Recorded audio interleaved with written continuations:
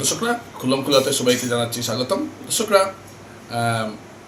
আপনারা জানেন যে কৌশিক রায় নগর উন্নয়ন মন্ত্রকের দায়িত্ব পেয়েছেন এবং তিনি আজকে আমার তার সঙ্গে দেখা হয়েছিল এবং তিনি কিছু কথা বললেন। আমি সেটা ইন্টারভিউ হিসাবে তিনি দিতে রাজি হননি, কিন্তু যে কথাগুলো তিনি বলেছেন তার একটা সারাংশ আমি বলছি, যেটা শিলচরের জন্য ভালো খবর।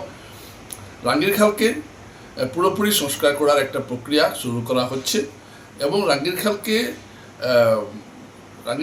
পুরোপুরি দখলমুক্ত করার একটা প্রক্রিয়াও শুরু করা হবে। এবং এক্ষেত্রে তিনি বলেছেন যে যতটা সম্ভব নয়, যেগুলো জায়গায় জবরদখল আছে পুরোটাকে উচ্ছেদ করা হবে তিনি বলেছেন। এবং এখানে কে আছেন না, এই যে 26 তারিখ তিনি আসছেন এবং তার সঙ্গে directorate of urban and country প্ল্যানিংও আসছেন এবং তাদেরকে নিয়ে এই রাঙ্গিরখাল তিনি পরিদর্শন করবেন।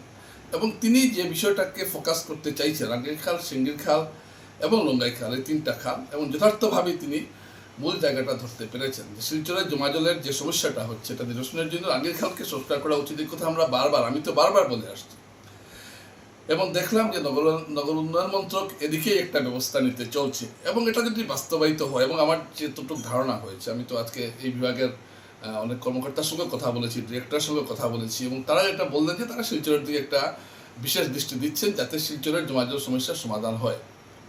এবং দর্শকরা, যেভাবে প্রত্যয় নিয়ে তিনি নামছেন এবং আমার সামনেই তিনি দেখলাম মিটিং করছেন, আমার একটা পুরো আমি যেটা বলতে চাইছি যে হয়তো আপনারা দেখবেন রাঙ্গিরখাল নিয়ে অনেক কিছু হবে। এবং যে গুরুত্বপূর্ণ কথাটা যে নিচ দিকে খালের যে নিচের অংশ যেটা আছে মালানিবিল বা এইসব জায়গায়, যে এইটাকে ওয়েস্টল্যান্ডে থাকতে হবে, রাখতেই হবে এটাকে, না হলে কিন্তু আগামী 10 বছর পরে শিলচরে জল বের হতে 1 মাস লেগে যাবে। তো এই যে পরিকল্পনাগুলো নেওয়া হচ্ছে এটা অত্যন্ত গুরুত্বপূর্ণ মনে হচ্ছে আমার কাছে, এবং এই পরিকল্পনা যাতে বাস্তবায়িত হয় এই চেষ্টাটাও তিনি করছেন। তো দর্শকরা, এর মধ্যে তবে অনেকগুলো সমস্যা আছে এর মধ্যে আবার। এবং রাঙ্গিরখাল খননের যে একটা উদ্যোগ নেওয়া হয়েছে, এটাও কোনো অবস্থায় যে খনন করা হচ্ছে বা যে মাঝখান থেকে কাজ করা হচ্ছে, এতেও কিন্তু খুব একটা লাভ হবে না। তাই পুরো খালটাকে নিয়ে একটা পদ্ধতিগত একটা আলোচনা শুরু হবে এবং 26 তারিখ বিশেষজ্ঞরা আসছেন, আরবান অ্যান্ড টাউন কান্ট্রি প্ল্যানিংয়ের ডিরেক্টর সহ বড় বড় অফিসাররা আসছেন এবং তারা ঠিক করবেন রাঙ্গিরখালকে কী করা হয়। এটা অবশ্যই শিলচরের জন্য একটা ভালো খবর, কারণ আপনারা জানেন যে বিভিন্নভাবে আমরা কিন্তু এমন একটা জলবদ্ধতার মধ্যে আছি। আমরা শিলচরের সামান্য বৃষ্টি দিলে জল জমে যাচ্ছে। এই সমস্যা থেকে সমাধানের একটা উত্তর বের করতে হবে এবং সেটা সম্ভবত রাঙ্গিরখাল দিয়ে শুরু হবে এবং এটা প্রয়োজন।